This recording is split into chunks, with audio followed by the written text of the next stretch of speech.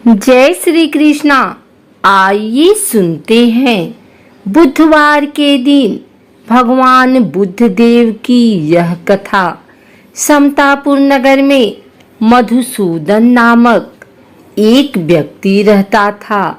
वह बहुत धनवान था। मधुसूदन का विवाह बलरामपुर नगर की सुंदर लड़की संगीता से हुआ था। एक बार मधुसूदन अपनी पत्नी को लेने बुधवार के दिन बलरामपुर गया। मधुसूदन ने पत्नी के माता पिता से संगीता को विदा कराने के लिए कहा। माता पिता बोले, बेटा आज बुधवार है। बुधवार को किसी भी शुभ कार्य के लिए यात्रा नहीं करते। लेकिन मधुसूदन नहीं माना।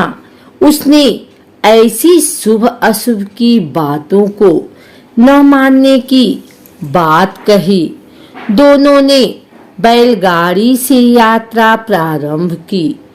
2 कोस की यात्रा के बाद उसकी गाड़ी का एक पहिया टूट गया। वहां से दोनों ने पैदल ही यात्रा शुरू की। रास्ते में संगीता को प्यास लगी। मधुसूदन उसे एक पेड़ के नीचे बैठाकर जल लेने चला गया।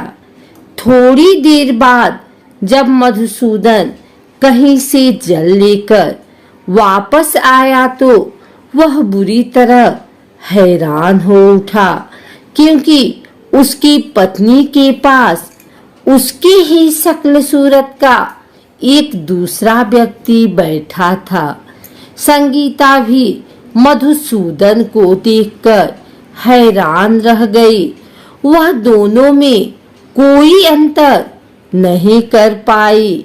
मधुसूदन ने उस व्यक्ति से पूछा, तुम कौन हो और मेरी पत्नी के साथ क्यों बैठे हो? मधुसूदन की बात सुनकर उस व्यक्ति ने कहा, अरे भाई, यह मेरी पत्नी संगीता है। मैं अपनी पत्नी को ससुराल से विदा करा कर लाया हूँ। लेकिन तुम कौन हो जो मुझसे ऐसा प्रश्न कर रहे हो? मधुसूदन ने कहा, तुम जरूर कोई चोर या ठग हो। यह मेरी पत्नी संगीता है। मैं इसे पेड़ के नीचे बैठाकर जल लेने गया था। इस पर उस व्यक्ति ने कहा, अरे भाई, झूठ तो तुम बोल रहे हो। संगीता को प्यास लगने पर जल लेने तो मैं गया था। मैंने तो जल लाकर अपनी पत्नी को पिला भी दिया। अब तुम चुपचाप यहाँ से चलते बनो, नहीं तो किसी सिपाही को बुलाकर तुम्हें पकड़वा दूंगा। दोनों एक दूसरे से लड़ने लगे। उन्हें लड़ते देख बहुत से लोग वहां एकत्र हो गए। नगर के कुछ सिपाही भी वहां आ गए। सिपाही उन दोनों को पकड़कर राजा के पास ले गए। सारी कहानी सुनकर राजा भी कोई निर्णय नहीं कर पाया। संगीता भी उन दोनों में से अपने वास्तविक पति को कहीं नहीं पहचान पा रही थी। राजा ने दोनों को कारागार में डाल देने के लिए कहा। राजा के फैसले पर असली मधुसूदन भयभीत हो उठा।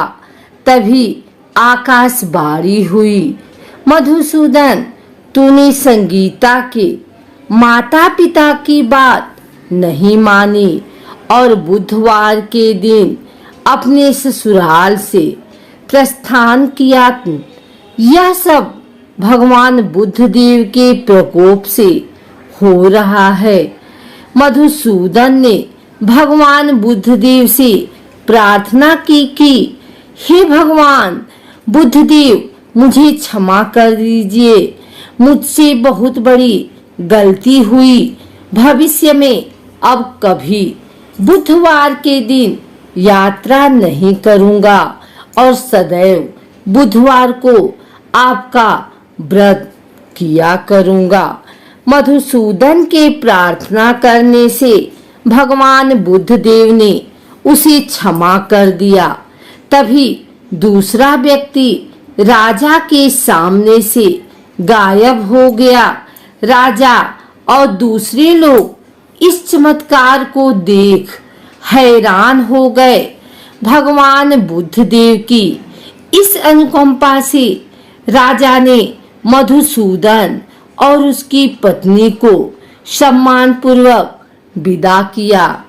कुछ दूर चलने पर रास्ते में उन्हें बैलगाड़ी मिल गई। बैलगाड़ी का टूटा हुआ पहिया भी जुड़ा हुआ था। दोनों उसमें बैठकर समतापुर की ओर चल दिए। मधुसूदन और उसकी पत्नी संगीता दोनों बुधवार का व्रत करते हुए आनंद पूर्वक जीवन यापन करने लगे। इस तरह भगवान बुद्धदेव की कृपा से उनकी यहाँ खुशियां बरसने लगी। इस तरह जो स्त्री पुरुष विधिवत बुधवार का व्रत करके व्रत सुनती है, भगवान बुद्धदेव उनकी सभी मनोकामना पूर्ण करते हैं। आइए सुनते हैं बुधवार पूजन विधि।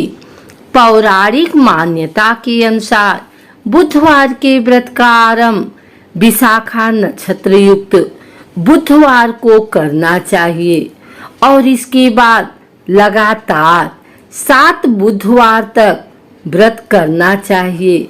व्रत शुरू करने से पहले गणेश जी सहित 9 ग्रह पूजन करना भी जरूरी माना जाता है।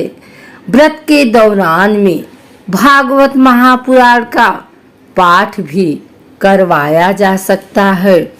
इसके अलावा शुक्ल पक्ष के पहले बुधवार से भी बुधवार का व्रत करना शुभ माना जाता है। प्रातः काल उठें।